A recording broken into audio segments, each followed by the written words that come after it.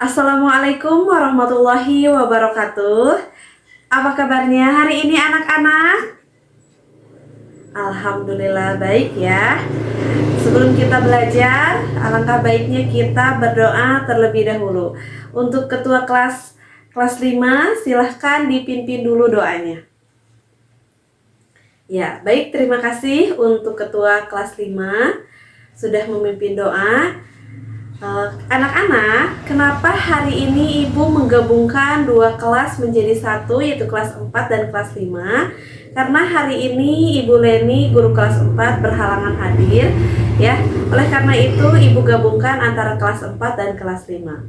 Nah, anak-anak kelas 4, siapa hari ini yang tidak masuk?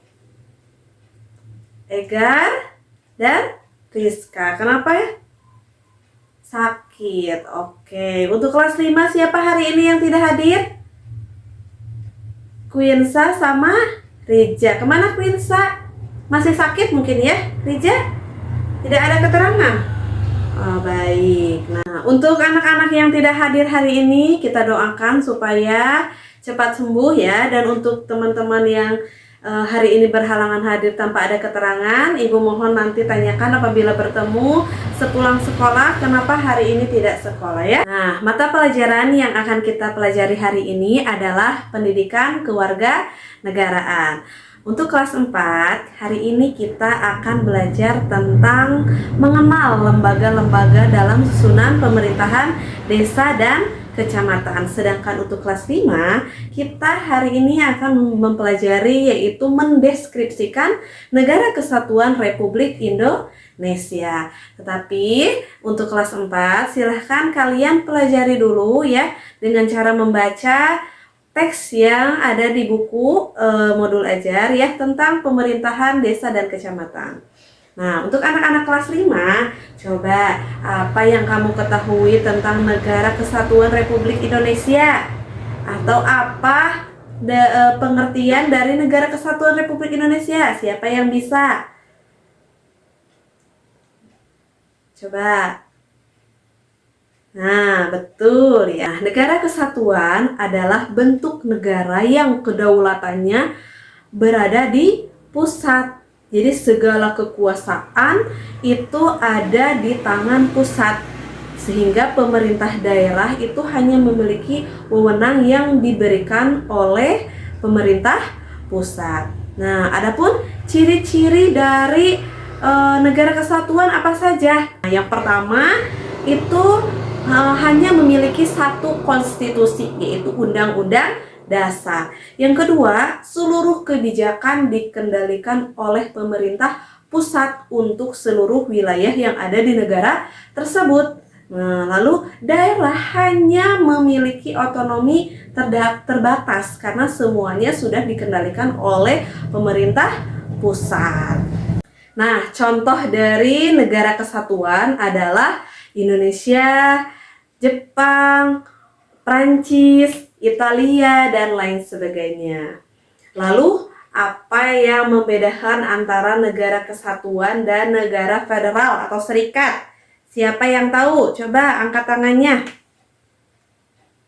Iya, betul sekali Putri ya. Negara federal atau serikat itu adalah bentuk dari negara yang memiliki yang terdiri dari bagian negara yang memiliki otonomi sendiri atau pemerintahan yang memiliki kekuasaan tertentu, tetapi tetap berada dalam satu wewenang pemerintahan pusat. Ciri-ciri dari negara federal yang pertama adalah terdiri dari beberapa bagian negara yang memiliki konstitusi yang berbeda. Kemudian pembagian kekuasaan antara pemerintah pusat dan pemerintah daerah itu sangat jelas ya.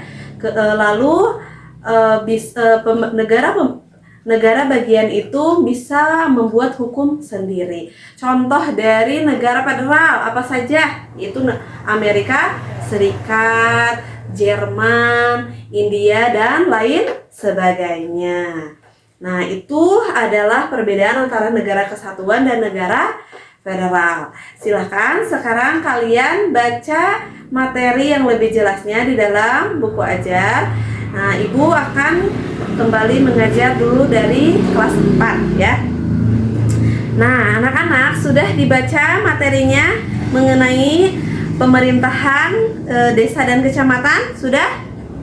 Baik, nah coba tadi setelah yang dibaca, apa sih yang dipelajari atau apa itu pemerintahan desa dan pemerintahan kecamatan?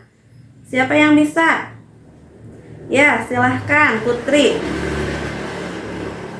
Betul ya, pemerintahan desa adalah apa?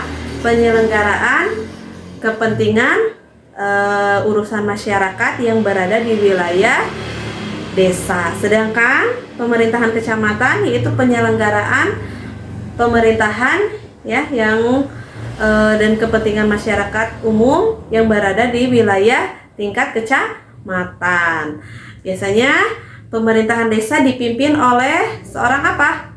Kepala desa, betul. Sedangkan kecamatan oleh camat, betul sekali. Nah, jadi susunan dalam lembaga pemerintahan desa itu terdiri dari kepala desa, sekretaris desa, lalu ada bagian-bagian lainnya. Dan dalam kecamatan juga sama, ada pemimpin yaitu kepala camat, sekretaris camat, dan bagian-bagian yang ada di dalam atau bidang-bidang lainnya yang mengurusi kepentingan masyarakat ya, dalam bidang kepentingan masyarakat.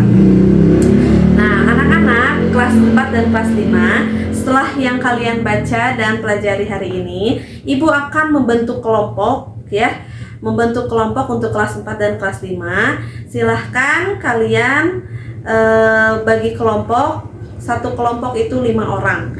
Setelah itu kalian diskusikan. Untuk kelas 5, diskusikan bagaimana peranan dari pemerintahan negara kesatuan dan negara federal. Sedangkan untuk kelas 4, silakan kalian diskusikan bagaimana peranan pemerintahan desa dan kecamatan. Setelah itu kita akan presentasikan ke depan ya, antara kelas 5 dan kelas 4. Oke, baik, kita mulai diskusinya. Silahkan Ibu kasih waktu 30 menit. Sudah selesai berdiskusinya anak-anak? Sudah. Nah, sekarang kita akan presentasikan mulai dari kelas 4 terlebih dahulu. Silahkan kalian presentasikan ke depan. Setelah itu lalu bergiliran kelas 5 yang akan mempresentasikan hasil diskusinya ya. Baik, sudah selesai semua diskusinya? Iya. Nah, anak-anak, apa yang kita pelajari hari ini? Coba mulai dari kelas 4 dulu. Ada yang bisa menyimpulkan materi apa yang kita pelajari hari ini? Iya, jadi kita hari ini mempelajari pemerintahan desa dan kecamatan ya. Mereka sama-sama penyelenggaraan untuk melayani masyarakat ya, masyarakat umum tetapi berbeda wilayah ya, tingkat desa dan tingkat kecamatan. Dan mereka juga memiliki lembaga, masing-masing lembaga yang berbeda yang memiliki fungsi dan tujuan yang berbeda juga. Nah, dari kelas 5, apa yang kita pelajari hari ini coba? Iya, jadi adanya perbedaan antara negara kesatuan dan negara federal. Negara kesatuan itu hanya memiliki satu otonomi daerah atau konstitusi ya, yaitu dari yang berada di pemerintahan pusat. Sedangkan federal itu mereka memiliki bagian-bagian negara yang memiliki otonomi yang berbeda ya, tetapi tetap berada di pemerintahan satu dari di pemerintahan pusat. Namun mereka hanya memiliki konstitusi masing-masing, begitu ya. Nah, sudah paham mengenai materi yang kita pelajari hari ini? Alhamdulillah kalau sudah paham ya. Kita tutup saja pembelajaran hari ini. Silahkan untuk ketua kelas 4 sekarang ya, kita pimpin doa untuk menutup pembelajaran hari ini.